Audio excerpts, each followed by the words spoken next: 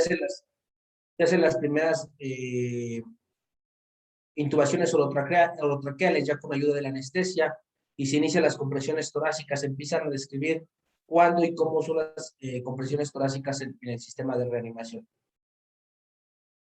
El personaje que ven aquí se llama Vladimir Negovsky. Vladimir Negovsky fue un médico ruso por ahí de la guerra mundial, de la Guerra Fría, por ahí de 1930, 1940. El maestro Vladimir Negovsky habló de lo que son las compresiones torácicas externas. Sometía a perros, a unos perros los metía en un congelador hasta que fibrilaban, y una vez que fibrilaban, Vladimir Negovsky los descargaba con una batería de carro, y en ellos veía que se reanimaban, su corazón empezaba a latir nuevamente de una manera normal, por decirlo de alguna manera, y después el perro convulsionaba y volvía a caer a la muerte. A eso le llamó el síndrome o la enfermedad post-reanimación. Actualmente a él se le debe el nombre de enfermedad post-reanimación o síndrome de post-reanimación. Desgraciadamente, Vladimir Negovsky no pudo publicar, o sus escritos no pudieron salir a la luz hasta muchos años después, cuando fueron recapitulados por el maestro Peter Safar. El maestro Peter Safar, más o menos contemporáneo del maestro Vladimir Negovsky, estadounidense, él armó o recopiló los datos del maestro Vladimir y habló de lo que es la reanimación cardiocerebro-pulmonar. Él habló por primera vez de las compresiones torácicas o las compresiones cardíacas a tórax abierto, de las maniobras de obstrucción de la vía aérea, cómo desobstruir una vía aérea, cómo alinear los tres ejes, el oral, el faríngeo y el laríngeo, para tener una vía aérea permeable. Entonces, desde 1958 se maneja esto, desde 1800 que se inventó la anestesia, se descubrió la anestesia, y hasta la fecha pues seguimos sin saberlo nosotros. ¿De dónde nace todo lo que es la Salvando Vidas y el Colegio Europeo, las guías europeas, las guías americanas? ¿De dónde nace? Pues de esto, de ver que hay personas que sufren un colapso de forma abrupta en la calle, en los deportes, y vean cuánto tiempo pasa desde que este deportista de alto rendimiento presenta un síncope, vuelve a desmayarse, se levanta, vuelve a desmayarse, y nadie lo atiende, solamente lo están viendo, le están preguntando si están bien. Cuando hay la primera situación es pedir un monitor respirador para ver qué tipo de arritmia tiene el paciente o la persona. Indudablemente va a caer en parada cardiorrespiratoria, una de las arritmias letales que se llama fibrilación ventricular.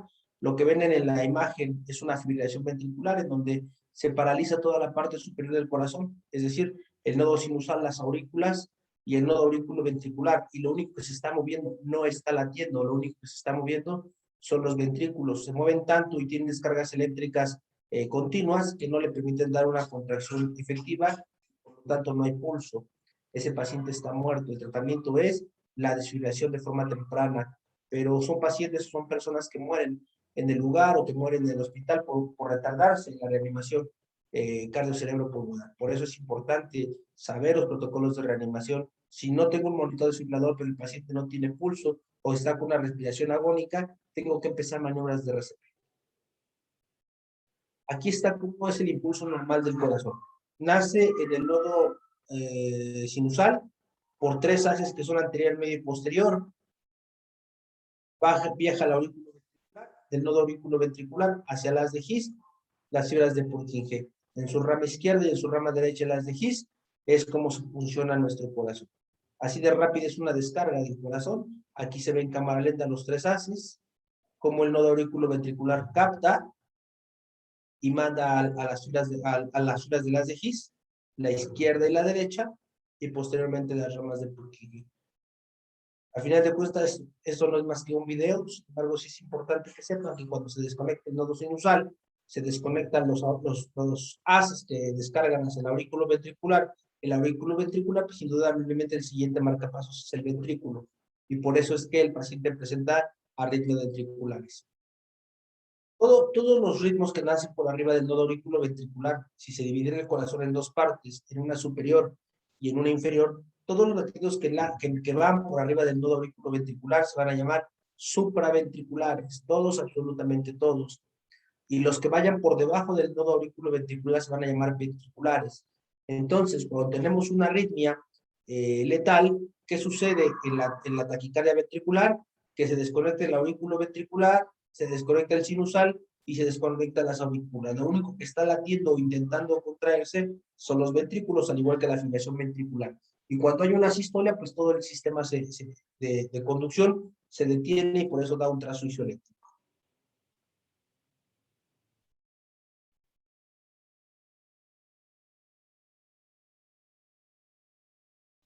Vamos a aprender hoy las 4 arritmias letales. Hay 4 arritmias letales que deben de aprender y que deben de saber porque es pregunta de examen. La primera arritmia letal, bueno, de esas 4 arritmias letales, 2 se desfibrilan y 2 solamente se le dan compresiones torácicas o RCP. 2 se desfibrilan y a 2 se les da RCP. Entonces, ¿cuáles son las arritmias que se desfibrilan? Las vamos a poner del lado izquierdo porque del lado izquierdo está el corazón. Nuestra mano izquierda va a representar 2 arritmias letales. ¿Cuáles arritmias letales? Las que se desfibrilan. ¿Cuál es la primera arritmia?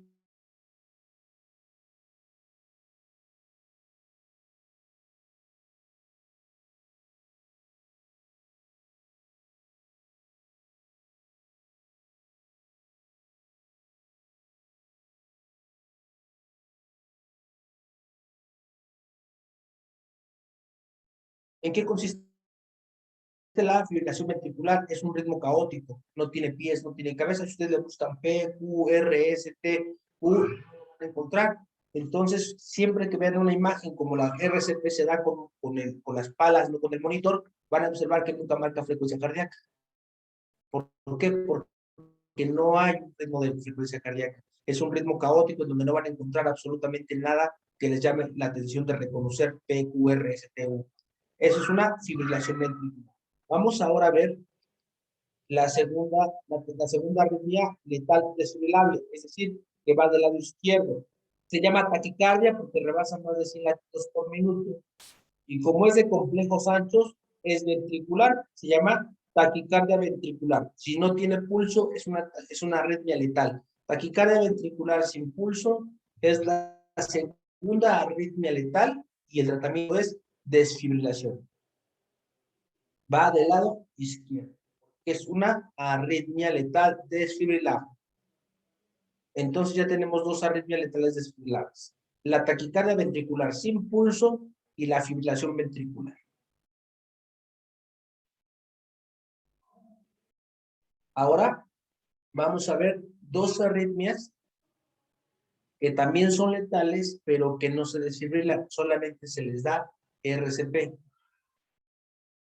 La primera se llama actividad eléctrica sin pulso.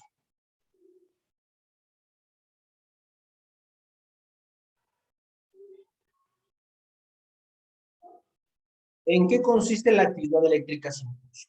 La actividad eléctrica sin pulso puede ser cualquier ritmo, excepto la taquicardia ventricular, la fibrilación ventricular y la sistolia. Puede ser cualquiera, como esta bradicardia sinusal. Puede ser un ritmo sinusal, puede ser una taquicardia supraventricular, puede ser una fibrilación auricular, puede ser un flúter, puede ser cualquier ritmo o cualquier trazo que ustedes vean formado, donde puedan identificar P, Q, R, S, T y a veces Tau. Debe ser un trazo en el que ustedes observen que hay actividad eléctrica, solo que esa actividad eléctrica es superficial y es tan superficial que no permite una contracción adecuada del corazón y por lo tanto no tiene pulso. Entonces, si nosotros tenemos un paciente que ustedes lo ven aquí, tiene un trazo electrocardiográfico o un trazo en el monitor, pero no tiene pulso, a eso se le llama actividad eléctrica sin pulso. Para que sea una actividad eléctrica sin pulso, debe de cumplir que tenga actividad, que no tenga pulso y que no sea ninguna de las otras arritmias letales, como la sistolia, la fibrilación ventricular y la taquicardia ventricular. Entonces, cualquiera que no sea, que no tenga pulso, pero que tenga un trazo eléctrico, entonces va a ser actividad eléctrica sin pulso. Es la tercera arritmia letal, va del lado derecho y no se desfibrila. La última arritmia letal es esta, se llama asistolia o isoeléctrica. La asistolia o la isoeléctrica no se desfibrila, se le dan compresiones torácicas. ¿En qué consiste? En una línea recta horizontal que no va a tener ninguna actividad identificable como sea la P, la Q, la R, la S, la T o la U. Entonces, la cuarta arritmia letal es la asistolia. Esa va del lado derecho y no se desfibrila. Entonces ya tengo 4 arritmias letales, 2 izquierdas y 2 derechas, 2 que se desfibrilan las del lado izquierdo y 2 que no se desfibrilan las del lado derecho. Las primeras 2 que se desfibrilan son taquicardia ventricular sin pulso y fibrilación ventricular. Las 2 que no se desfibrilan pero que se les dan maniobras de RCP son actividad eléctrica sin pulso y asistolia. Esas son nuestras 4 arritmias letales a las cuales vamos a enfrentar con un paciente en parada cardiorrespiratoria. Eso se le llama cadena de la supervivencia, cadena de la vida. Esta cadena de la vida que ustedes observan aquí es la cadena de la vida del prehospital. En el prehospital se utiliza esta cadena de la vida porque es el prehospital, no hay ayuda de forma inmediata y se tiene que llevar a un hospital a ese paciente si es que se logran recuperar signos vitales. Entonces, por eso se llama cadena de supervivencia prehospitalaria y les voy a decir en qué consiste. Consiste en lo siguiente. La primera, que es el telefonito que ustedes observan aquí, es la activación del sistema de emergencias, pedir ayuda. Entonces, el telefonito es pedir ayuda y es activar el sistema de emergencias.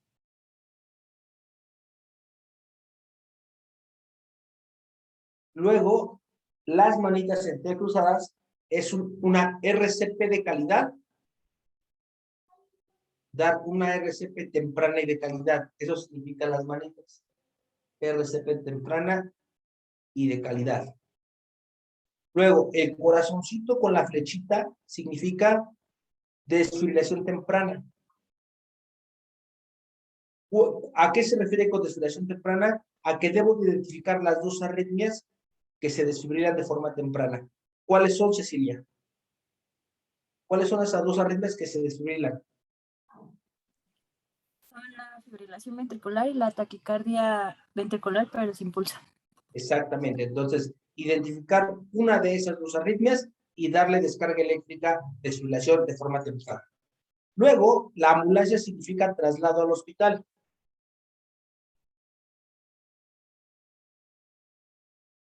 Si es que se recuperó ese paciente, o inclusive se les va dando reanimación durante el trayecto. Eso lo decide la ayuda, en este caso, el equipo de paramédicos. Y por último, en donde ustedes se observan el monitor con trazo electrocardiográfico, se llaman cuidados por reanimación, lo que decía Vladimir Negovsky. Después de reanimar a un paciente, tienes que evitar que haga el síndrome por reanimación y bueno, no evitarlo, porque lo va a hacer de cualquier forma, pero sí evitar que llegue nuevamente a la muerte por esa situación. Entonces, recapitulo: teléfono, pedir ayuda o activar el sistema de emergencias, compresiones efectivas y tempranas, desfibrilación temprana, cuidados o traslado al hospital y cuidados por reanimación. Esa es la cadena de la vida prehospitalaria o la cadena de supervivencia prehospitalaria. Hasta el 2010 se hizo la cadena de la vida hospitalaria. Antes del 2010 no había cadena de la vida hospitalaria. Actualmente esa es la cadena de la vida hospitalaria. La cadena de la vida hospitalaria cambia si se observan en 2 eslabones y ahora la activación del sistema de emergencias no es la prioridad. La prioridad es la lupita, que es el primer eslabón. El primer eslabón dice vigilancia y prevención. ¿Qué significa vigilancia y prevención? Significa que voy a vigilar y a evitar en la medida de lo posible en el hospital que el paciente caiga en parada cardiorrespiratoria. Si el paciente está saturando muy bajo y es inminente una parada cardiorrespiratoria por hipoxia, tengo que garantizar a ese paciente una adecuada perfusión y una adecuada ventilación. ¿Cómo? A lo mejor con el manejo avanzado de la vía. ¿Cómo? A lo mejor con inotrópicos, cronotrópicos o con vasopresores. No lo sé, pero debo de evitar que ese paciente caiga en parada cardiorrespiratoria. Eso significa la lupita, prevención y vigilancia. Luego, una vez que ya no pude evitar la parada cardiorrespiratoria o no pude evitar que el paciente entrara en un estado de shock o de alteración hemodinámica, lo que voy a hacer es activar el sistema de emergencias. Ahora sí, para eso es el telefonito. Activación del sistema de emergencias intrahospitalario. Actualmente se llama activación de los servicios rápidos de actuación rápida de emergencias.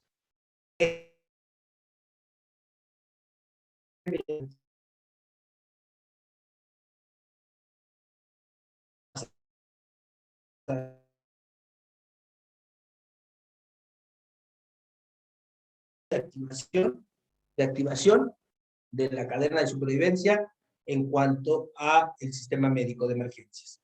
La intercruzada de las manos significa RCP de calidad inmediata. Empezar la RCP en cuanto se identifique la parada cardiorrespiratoria en lo que nos llega el monitor desfibrilador. La RCP se inicia de forma temprana. Al identificar que el paciente no tiene pulso, se le dan compresiones torácicas de alta calidad. El corazón con la flecha que le está cruzando es la desfibrilación temprana, identificar las dos áreas mentales, una de las dos, y darle descarga eléctrica en caso de ser necesario. Y por último, los cuidados por reanimación. Todo lo que en algún momento vamos a ver que es la cadena de la lesión y muerte celular, debemos de evitar en el paciente con por reanimación. Lo difícil de la RCP no es sacar a un paciente de la parada cardiorrespiratoria. Lo difícil de la RCP es mantener a un paciente después de que hacemos que tenga sus pulsos, que tenga tensión arterial, que tenga frecuencia cardíaca. Es decir, recuperar al paciente y después mantenerlo es lo más difícil que dar la RCP. Entonces, para poder hablar de dar RCP, necesitamos saber cuándo un paciente esté en parada cardiorrespiratoria. Vamos a definir parada cardiorrespiratoria. Definir parada cardiorrespiratoria significaría hablar del cese global del flujo sanguíneo que condiciona un estado de isquemia y a su vez un cambio de energía en el microambiente celular. Recuerden que todos nosotros, todas nuestras células, todo nuestro organismo funciona gracias a oxígeno, glucosa y agua. Si de repente estas sustancias, por una parada cardiorrespiratoria, dejan de caer o dejan de ser llevadas a las células empiezan a generar mecanismos anaerobios. El producto final de los mecanismos anaerobios es el lactato, y el lactato habla de muerte celular. Entonces, ¿qué quiere decir esto? Un paciente que está en parada cardiorrespiratoria tiene un cese del flujo de forma global y eso le va a generar mecanismos anaerobios y lesión y muerte celular. Eso es la parada cardiorrespiratoria. Una vez que sabemos qué es la parada cardiorrespiratoria, tenemos que aprender a identificar cuando un paciente o cuando una persona está en parada cardiorrespiratoria. ¿Cómo le voy a hacer? Una persona que está en parada cardiorrespiratoria no habla. Una persona que está en parada cardiorrespiratoria no respira. Una persona que está en parada cardiorrespiratoria no se mueve. Una persona que está en parada cardiorrespiratoria empieza a perder temperatura. Dicho sea esto, entonces, ¿cómo voy a identificar a una persona en paro cardiorrespiratorio? Pues de la siguiente forma. Tiene pérdida súbita del estado de alerta, flacidez muscular, ausencia de pulso, no tiene tensión arterial y no tiene latidos cardíacos. No se mueve, no respira, su temperatura empieza a disminuir, se empieza a poner cianótico, después negro y por último aparecen livideces mortorias. Entonces, eso es cuando un paciente está en parada cardiorrespiratoria. Si un paciente se mueve, si un paciente habla, si un paciente se queja, si un paciente golpea, si un paciente me quita la mano, si un paciente quiere pelear, ese paciente no está en parada cardiorrespiratoria. Ese paciente tiene alguna otra enfermedad que le está generando la situación que estamos viendo, pero no está en paro cardiorrespiratorio. Por lo tanto, no amerita maniobras de RCP. ¿Cuál es el objetivo de la RCP? El objetivo de la RCP, si lo que dijimos es que el cese del flujo global nos lleva a la disminución de oxígeno y alteraciones microambientales celulares por falta de oxígeno, entonces el objetivo de la RCP es llevar oxígeno a todos los lugares de la economía, aunque sea en poca cantidad, pero para evitar, en la medida de lo posible, evitar mecanismos anaerobios. El objetivo de la RCP, pregunta el examen, el objetivo de la RCP es llevar oxígeno a todas las células. Y bueno, tenemos prácticamente tiempos en los que debemos de actuar. Si nosotros identificamos la parada cardíaca de forma inmediata en los primeros 2 o 4 minutos, no va a haber daño cerebral. El daño cerebral puede ser mínimo, inclusive no se ve, no se manifiesta. Pero si tardamos entre 4 y 10 minutos, va a haber un daño cerebral seguro. ¿Cuál? Pues dependerá del grado de daño, si fueron 8, si fueron 7, si fueron 10 o si fueron 9. Entre más tiempo vaya pasando en que el paciente esté en parada cardiorrespiratoria o en hipoxia, más bien anoxia generalizada, más daño cerebral va a haber. Si nosotros después de 10 minutos identificamos la parada cardiorrespiratoria y damos tratamiento, ya difícilmente vamos a evitar que haya daño cerebral. Entonces, ya va a haber un daño cerebral que es irreversible y que sí va a ser notorio y que después van a querer estudiar medicina en el 10º semestre del Politécnico. Entonces, por eso es importante identificar la parada cardiorrespiratoria de forma inmediata. Si la reanimamos en los primeros 4 minutos, que bueno, no vamos a tener tantos problemas, pero si nos tardamos más, poco a poco la sumatoria van a hacer que el paciente vaya perdiendo neuronas, vaya perdiendo capacidad de función, y entonces sí el paciente va a quedar como un vegetal. Otra imagen, aquí les pongo las imágenes. ¿Cómo es posible sacar a un paciente una parada cardiorrespiratoria? En cuanto se identifica en el minuto 0, el paciente va con una taquicardia supraventricular, y de repente es una taquicardia ventricular sin pulso, se identifica aproximadamente al 0 minutos, empezando inmediatamente, se empiezan con presiones torácicas y 90% de probabilidad de supervivencia. Es decir, lo pudimos sacar de la parada cardiorrespiratoria porque actuamos de forma inmediata, de forma clara y de forma adecuada. Si identificamos la arritmia o la parada cardiorrespiratoria 2 minutos después de que empezó, tenemos 80% de probabilidades de que el paciente salga. O sea, en 2 minutos todavía es posible sacar al paciente de la parada cardiorrespiratoria. Pero si lo hacemos a los 10 minutos o más, la posibilidad de supervivencia va disminuyendo hasta el 10%, 8%, 7%, hasta que es nula. Entonces, tenemos la obligación de identificar la parada cardíaca. ¿Qué sucede en los hospitales? Cae el paciente en paro cardiorrespiratorio y lo primero que quieren hacer es intubarlo. Y se tardan 10 minutos en intubarlo, 15 minutos en intubarlo, no lo pueden intubar y nunca empezaron con presiones torácicas. Indudablemente, ese paciente será la muerte. Esto es pregunta de examen y es la base para entender por qué hay que actuar y por qué hay que hacer las cosas bien y rápido en la RCP. La primera fase que les decía de los 4 minutos se llama fase eléctrica. ¿Por qué deja pocas secuelas? Porque en realidad lo que está pasando es que el corazón tiene una alteración eléctrica que lo está haciendo cambiar de ritmo, de un ritmo perfundible como podría ser la taquicardia sinusal, el ritmo sinusal, la bradicardia sinusal, a un ritmo no perfundible, que puede ser la asistolia, la actividad eléctrica sin pulso, la taquicardia ventricular sin pulso y la fibrilación ventricular. Cualquiera de ellos es una arritmia letal. Entonces, lo único que pasa es que cambia la forma de energía, de cómo se está contrayendo, cómo está corriendo la energía del corazón, y eso es en los primeros 4 minutos, por eso es que no hay tanto daño. Semáforo verde. Vamos al semáforo amarillo, que es de los 4 a los 10 minutos. Aquí existe ya una fase hemodinámica. ¿Qué sucede? Se cae la presión arterial, se cae el gasto cardíaco, se cae la frecuencia respiratoria, se cae todo hemodinámicamente hablando. El sistema ya no tiene la capacidad de responder ante las demandas de oxígeno de la célula. Tienen de 4 a 10 minutos. ¿Para qué? Para que sí es cierto que se echan a dar mecanismos anaerobios, pero para que todas alcancen la etapa 3 de la función de la acción celular y puedan hacer que esa célula revierta una vez que ustedes profundan a la misma. Pero si ustedes se tardan más de 10 minutos en poder reanimar a ese paciente, darle tratamiento y reanimarlo, van a pasar del minuto 10 al minuto 20, que generalmente es cuando tenemos la reanimación.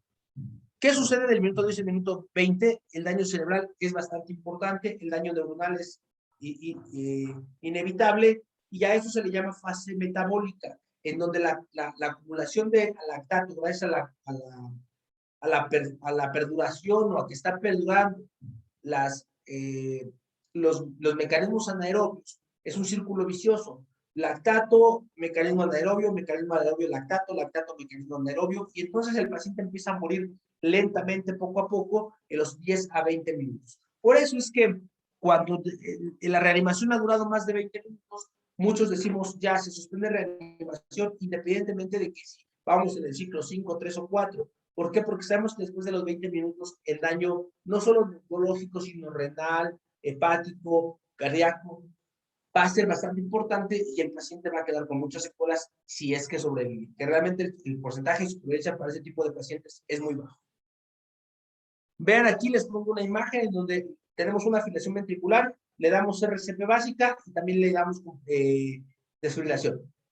Si nosotros identificamos al minuto 10 la arritmia y la desfibrilamos, tenemos un 2% de supervivencia, es decir, de cada 100 solo 2 van a sobrevivir, pero nunca empezamos la RCP.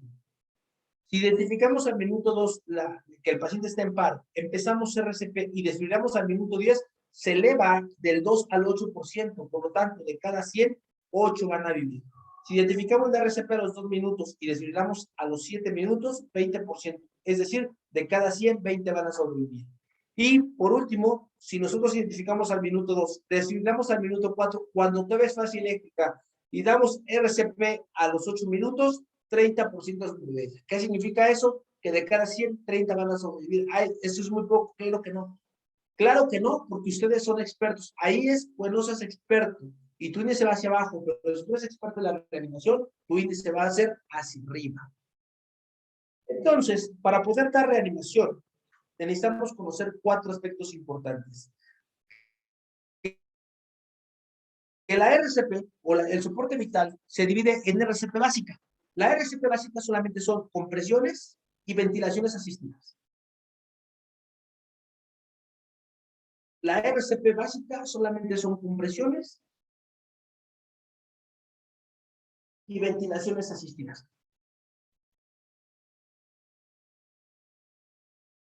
Luego, deben de saber que viene la RCP básica instrumentada. La RCP básica instrumentada también son compresiones torácicas y ventilaciones asistidas, pero con una salvedad. Podemos utilizar mascarillas, podemos utilizar el famoso AMBU, podemos utilizar compresores externos, podemos utilizar mecanismos no definitivos de la vía aérea. A eso se le llama RCP básica instrumental. Cuando ocupamos algún tipo de instrumento, ya sea para dar compresiones torácicas o para dar las ventilaciones. A eso se le llama RCP básica instrumentada. También existe otro apartado, que es el tercer apartado del soporte vital, que se llama RCP básica más desfibrilador automático externo. Entonces, la RCP básica puede ser básica instrumentada más DA o básica más DA. ¿Qué quiere decir esto? Que cuando yo tengo un DA y puedo seguir dando RCP básica, que son compresiones y ventilaciones asistidas. ¿Cómo? Mediante unos instrumentos, y ya se va a llamar RCP básica. Ok, jóvenes, se va a acabar mi batería.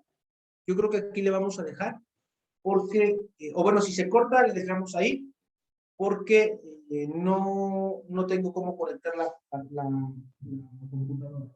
Entonces les decía, RCP básica más DA, y por último, tenemos la RCP avanzada. La RCP avanzada, ¿en qué consiste?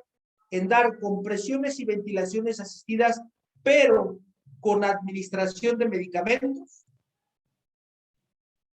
y manejo avanzado de la vía.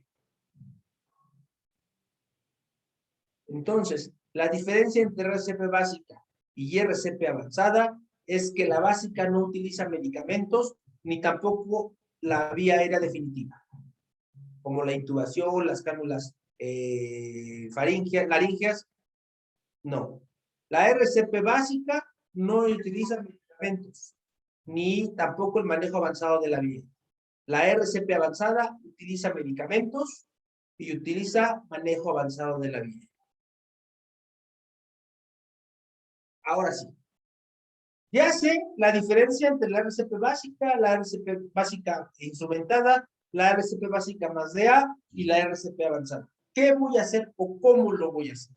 Lo primero que tengo que hacer para poder ayudar a una víctima o ayudar a un paciente es saber que el paciente necesita ayuda, que el paciente necesita que yo lo apoye. Y dijimos que un paciente que necesita o que está en parada cardiorrespiratoria es un paciente que no responde, que tiene pérdida del estado neurológico.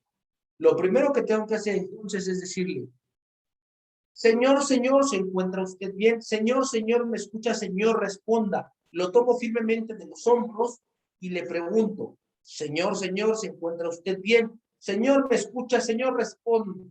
Si no responde, quiere decir que tiene pérdida del estado de alerta. Si no se queja, quiere decir que tiene pérdida del estado de alerta. Al tener pérdida del estado de alerta, sé que esta persona necesita ayuda. Y el primer eslabón de la cadena de la vida dice pedir ayuda. El telefonito dice pedir ayuda. Si estamos dentro del hospital, una vez que el paciente cayó en paro, lo identificamos, tenemos que pedir ayuda. A ver usted, señorita del suéter blanco, vaya, llame una ambulancia y regresa a avisarme si estoy en el hospital. Si estoy en el hospital, señorita enfermera, llame al equipo de reanimación, carro rojo, monitor desfibrilador, y empiezo. O se toca la chicha. O paciente que pasa choque. Debo de activar para que me vengan a ayudar. Yo solo no voy a poder. Necesito ayuda, porque va a llegar un momento en que me voy a cansar, o si es la RCP avanzada, necesito de mucha ayuda para administrar medicamentos, dar compresiones, dar ventilaciones, intubar, etcétera, etcétera, etcétera, etcétera. Si estoy dentro del hospital, debo de pedir siempre monitor respirador. Señorita enfermera, por favor, llame al equipo de reanimación, traiga el carro rojo y el monitor desfibrilador. Interno, tráete el carro rojo, monitor desfibrilador y llámale al equipo de reanimación. Todo aquel que sabe en qué consiste la RCP sabe que activar el sistema de emergencias es traer el carro rojo, monitor desfibrilador y equipo para canalizar, para hacer maniobras que tengamos que hacer, manejo de la vía aérea, etcétera, etcétera. Lo primero que tengo que hacer, señor, ¿se encuentra usted bien? Señor, ¿me escucha? No responde. Activo sistema de emergencias. Algo que deben de valorar siempre, antes de empezar a apoyar a una persona, es que la zona sea segura. ¿Para quién debe ser segura la zona? Para nosotros que somos reanimadores. Si yo como reanimador corro peligro, como que haya vidrios, de cortarme, de que me peguen, de que me llueva, de que me caiga un relámpago, de morir inclusive, no doy reanimación. Así el paciente se esté muriendo, así el paciente se muera, si la zona no es segura para que yo intervenga, no voy a intervenir. Entonces, valoro la zona. Señor, ¿se encuentra usted bien? Señor, ¿me escucha? No responde. Señorita, llame al equipo de reanimación, trae el carro rojo y el monitor de seguridad. Se observa en la imagen, le está diciendo a la enfermera que active el sistema de emergencias. En el recuadro de arriba,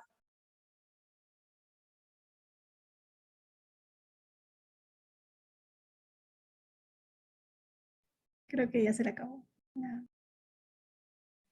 Nos vemos el lunes. Eso es Sale pues, cuídense. Bye. Adiós.